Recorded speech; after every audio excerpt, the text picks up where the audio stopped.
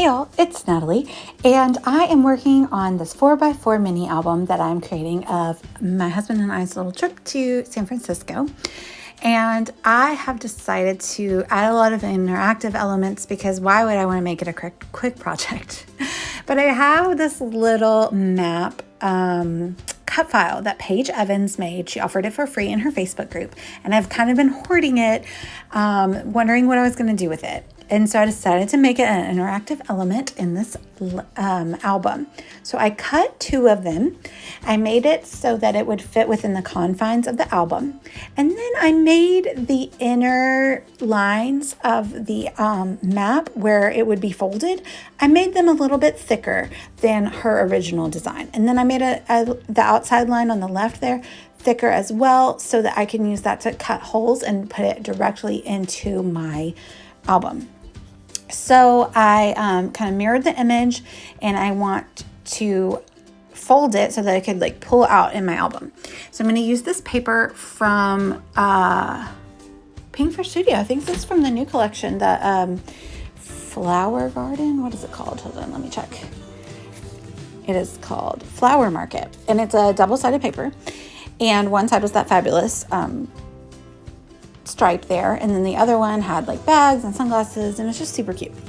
And I just used that single piece, and then I sandwiched it in between the 2 maps. And then I used my Nuvo adhesive.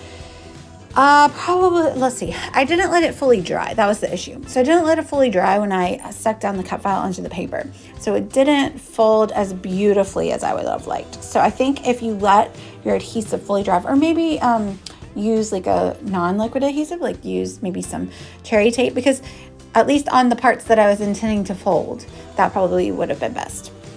But whatever, it worked out fine anyway. So what am I doing? Oh, I'm backing a little bit. So I didn't back the other side yet, but on this side, I decided to use that same stripe and back it before I glue it down. And so I just used that on both of the mountains and then a little geotag. And then I went around all of the lines with some Nuvo adhesive. And then I'm going to take it to my scoring board, and I'm going to score it on the fold lines and fold it. Now, like I just said, it would have been better if I used like tape, like that red line tape that is like really sticky and permanent. Or maybe even if I had just like let it dry a little bit more, but I was impatient. I wanted to get it done. So it doesn't matter. It did work out anyway. So I did fold it in. So I did like a little tri-fold going on there. And then I used the page protectors in the 4x4 album as my guide to where I will punch the holes on that left side, so it will go directly into the album. And so after I used my little scoreboard there, I did go back in and kind of add additional glue for any of the cardstock that was left sticking up. And like I said, this is a free cut file from Paige Evans. It is offered in her Facebook group, which is called Paige's Happy Scrappy Place, I think is what the name of it is. So there we have it. It's trifold, super fun. I did need to add a little interest though. So I had already backed some of the pieces on the one side, and so I wanted to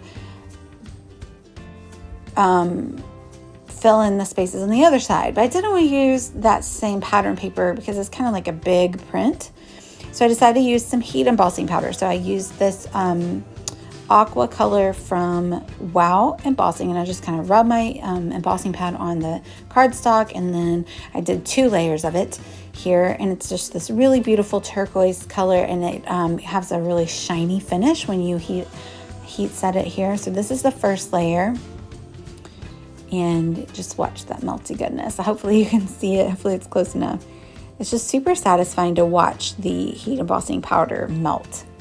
And then I let it cool, and then I rubbed it on the ink pad again, and then this is the second layer. So it just gives it really nice full coverage. It gives it a really deep color and really shiny finish.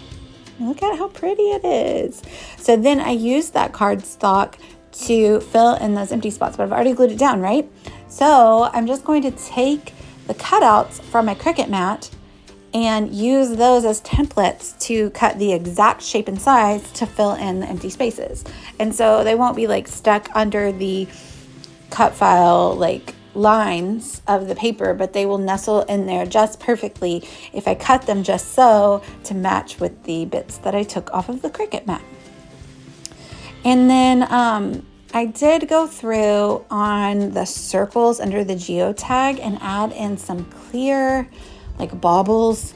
I was trying to figure out if I should do sequins or gems or whatever, but I wanted it to be really like tactile, and so I chose some clear baubles that ended up really being pretty. And then at the last minute, before I took photographs, I decided I wanted to use some puffy stickers that I found. I had some travel puffy stickers from Simple Stories that matched really well, and so those are off screen. I did it, but you can see them in the final photos, and they just really added to it. It just needed a little something more, so I just added like a few trees on the maps and a sunshine and just a couple of little puffy travel stickers. Also, I did cut these two little photos that stick right in there on the page on the pull out there. So that is another little element that is interactive, and you can still see it in additional photo.